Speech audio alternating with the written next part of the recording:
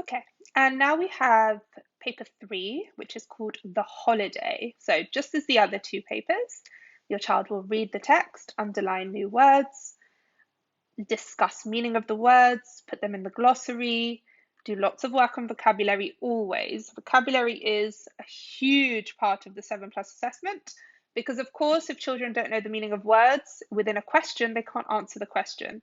So very, very important to spend time on vocabulary. Okay, let's look at the questions together. Write the two adjectives that describe what the weather was like when Jane awoke that morning.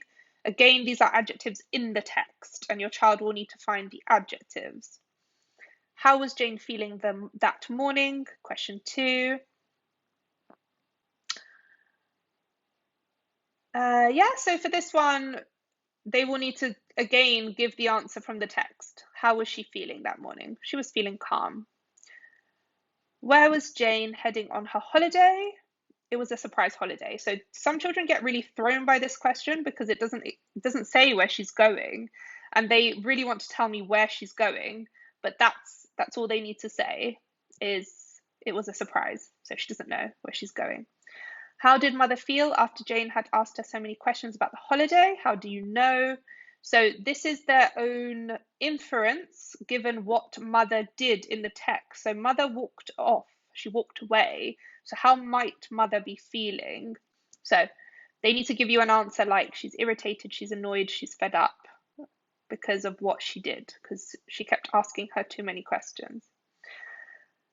Find an example of personification in the text. So similar to alliteration here, you want to spend time on personification. You want to really teach your child personification if they don't know. If they know, fabulous. If they don't know, really take your time here. 6, find an example of a simile in the text. The same. Spend time teaching them what a simile is. Perhaps when you read a book with them, identify similes in the book. Just spend time on those grammatical elements of the comprehension. What is a disposable toothbrush? Now, I really thought this question would be quite simple for my students, but they struggle with this one because they may not have ever heard of a disposable toothbrush. And if they haven't, then they won't know what it is. So this is a good discussion point here. What does it mean to dispose of something? When you put it like that, then most children who I've worked with anyway have been able to tell me, well, it's something you throw away, you dispose of it. If they don't know, that's not a problem. Teach it to them, tell them.